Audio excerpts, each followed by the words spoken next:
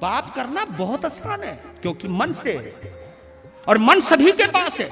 पाप कभी भी कर सकते हो, कहीं भी कर सकते हो, आप सामायिक में भी कर सकते हो। इसलिए भगवान महावीर ने आचारांग सूत्र में तुमको और हमको सावधान करते हुए एक बहुत गहरी बात कही, जे आसवा ते परसवा, जे परसवा ते आसवा। इससे बड़ा कोई वक्तव्य नहीं हो सकता।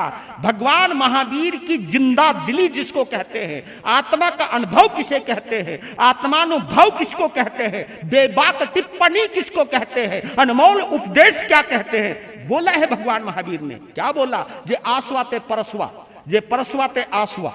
इसका मतलब क्या है? इसका मतलब यह है कि जो भी आश्रव के स्थान हैं, जो भी आश्रव, आश्रव समझते हो, जहां जहां से पाप आता है, जहां जहां से मन खराब होता है, जहां जहां से पाप आता है, क्योंकि आने को हम आश्रव कहते हैं। बस पहली परिभाषा मान के चलो। आश्रव यानी आना, संवर यानी रोकना। कि जहां जहां आश्रव के स्थान है, चाहे घर है, चाहे गृहस्थी है, चाहे दुकान है, चाहे बाहर की दुनिया है, जहां पर आश्रव है, जहां पाप होने ही होने हैं, आश्रव होना ही होना है, ऐसे आश्रव के स्थान पर भी संवर हो सकता है। हां, और इसका सबसे बड़ा उदाहरण क्या है? अगर तुम्हें याद हो, स्थूली भद्र चतुर्मास कहां किया? बेश्या के कोठे पे। आज कोई करके देख लो, समाज छोड़ेगी नहीं और वो खुद भी छूटेगा नहीं।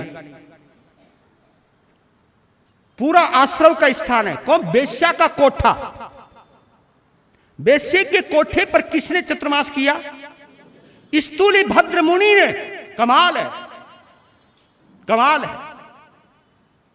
कोई तपस्या भी नहीं करी, खाया भी होगा, पिया भी होगा, जिया भी होगा, लेकिन जब चतुर्मास पूरा करके जब स्थूली भद्र आए तो बोले, आओ महातपस्वी राज, आओ महातपस्वी राज, स्वागत है आपका। गुरु खुद खड़े हो गए उनके स्वागत में। तो कहते हैं कि जो आश्रव का स्थान है वो संवर का स्थान हो सकता है, वो साधना का स्थान हो सकता है, और जो संयम, जो संवर का स्थान है वो भी आश्रव का स्थान।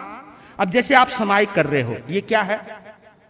इसको हम संवर का स्थान बोलते हैं। ये समाय यानी संवर का स्थान है, यानी यहां कोई पाप की गुंजाइश है ही नहीं, है ही नहीं। लेकिन इस समायिक में भी आप पाप कर्म कर सकते हो, आप राग में आ सकते हो, आप मोह में आ सकते हो, आप क्रोध में आ सकते हो। आते हो या नहीं आते हो? बोलो ना।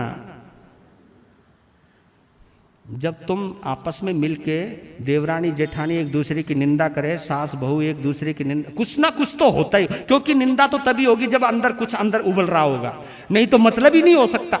ये जो घर बार की चर्चा है, और तो और तुम छोड़ो, देवरानी जेठानी के तो छोड़ो, आज के श्रावक श्राविका तो ये कहते हैं फला संत में ये कमी, और वो साध्वी तो बिल्कुल बेकार है, कुछ भी क्रिया नहीं उसकी है, दो धेले की क्रिया। ये तुम कब बोल रहे हो आप? समायिक की अवस्था में।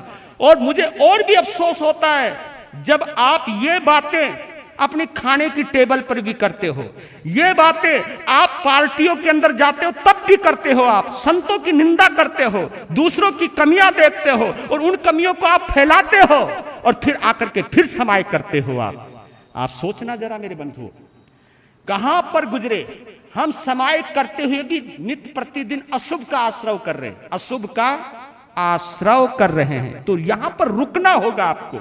रमणीक मुनि जी के जीवन उपयोगी अनमोल सूत्रों का प्रसारण रमणीक वाणी जरूर देखें।